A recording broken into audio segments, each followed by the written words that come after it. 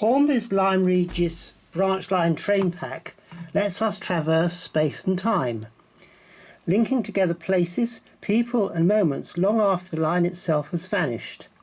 Today we'll explore this set, its locomotive, coaches and the story of the branch line it represents. A quiet corner of British railway history brought to life in miniature. This is not a train designed for speed or spectacle. It represents the modest, everyday workings of a rural branch line. The short, steady trains that connected communities, carried holidaymakers and ran their daily schedules with quiet reliability. Now for the unboxing.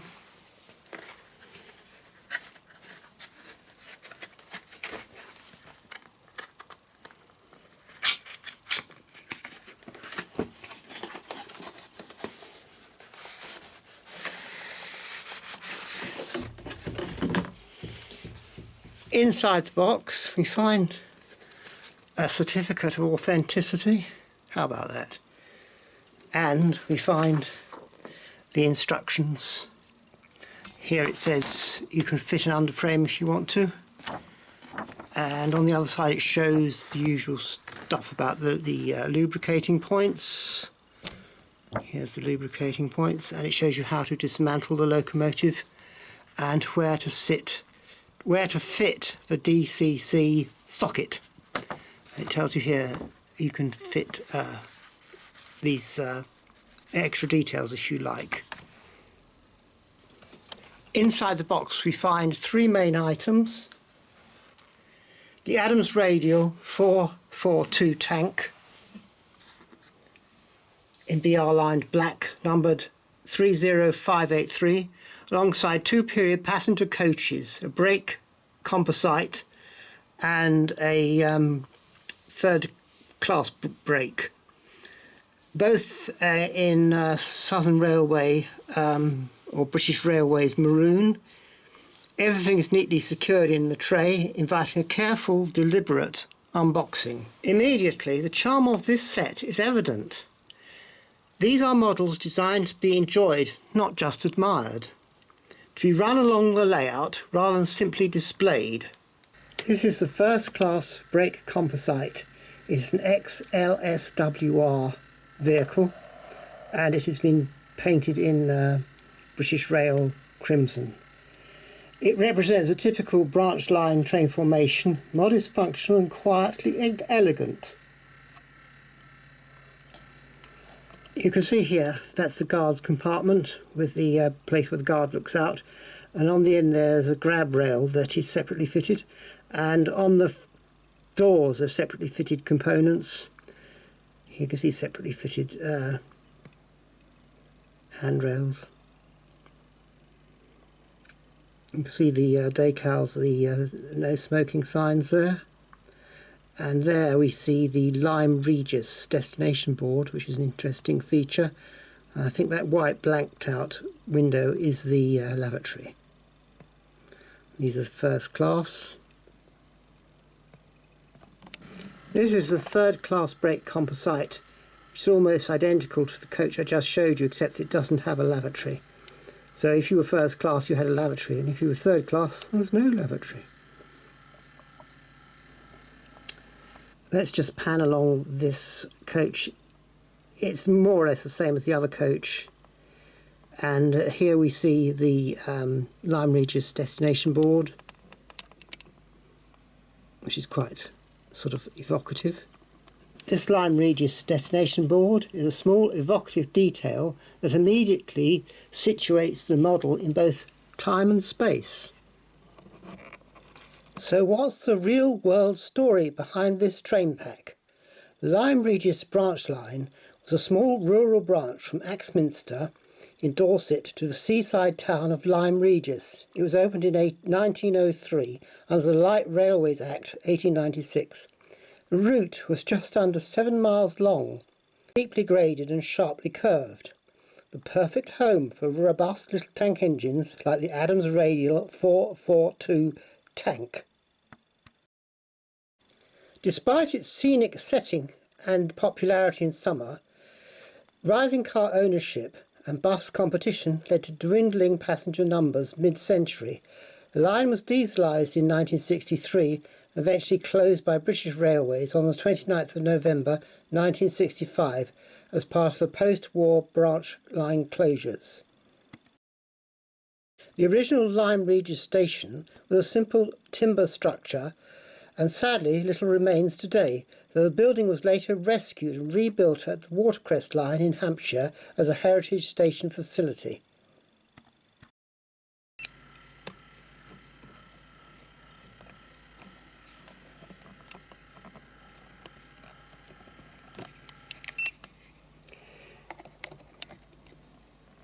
Unlike very many Hornby models, the coach does have sprung buffers, if that's of interest to you. At the heart of this set is the Adams Radial 442T tank engine. Its trailing radial axle allowed it to negotiate the sharp curves and gradients of the Lyme Regis branch, exactly the type of line where these engines excelled. The BR black livery is understated and dignified, perfectly fitting for an engine built for steady, reliable work rather than spectacle.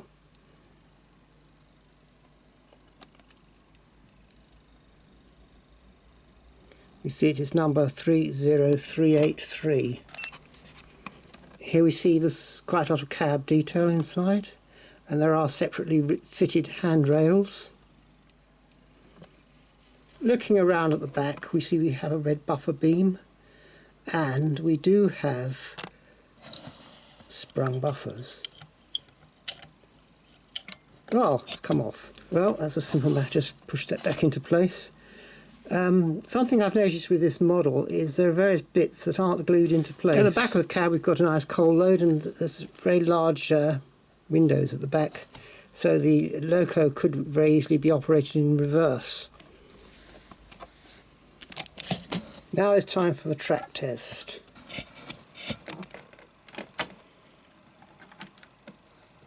The moment of truth. Will she run? That's not on the rails properly.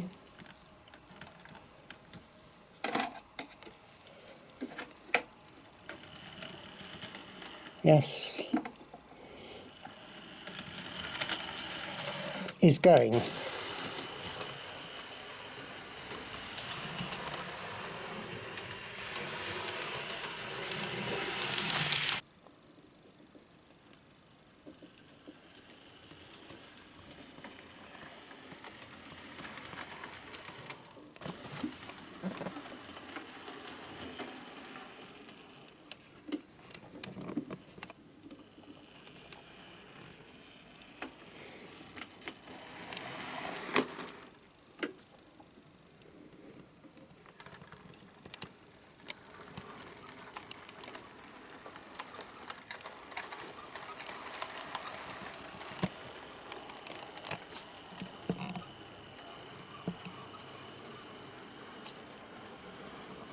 Now we've got an issue with this loco.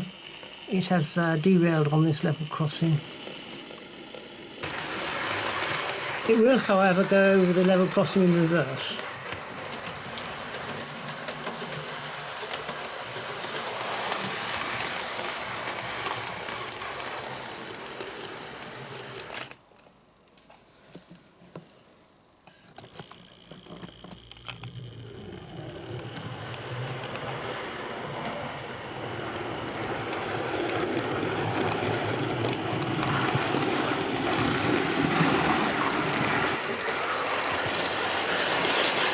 There are a number of issues with this loco. One of those issues is it has a tendency to derail, particularly on tighter curves. And the other issue is the bits keep falling off it. On the platform there is a piece of handrail that's fallen off. I'm going to have to find where it came from and stick it back. Another issue is various parts of the loco are not glued in place. For example, here, the cylinder blocks are not fixed, see? They're just loose. It's the same both sides. It must be done on purpose. Look at that. This is the second radius test. I'm going to put it round this second radius curve to see how well it gets on.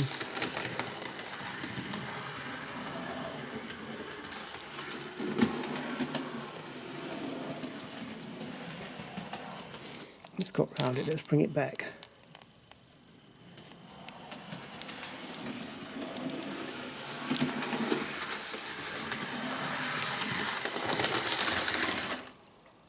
Didn't seem to survive that, but there's another bit that's fallen off, but it's fairly obvious where it goes.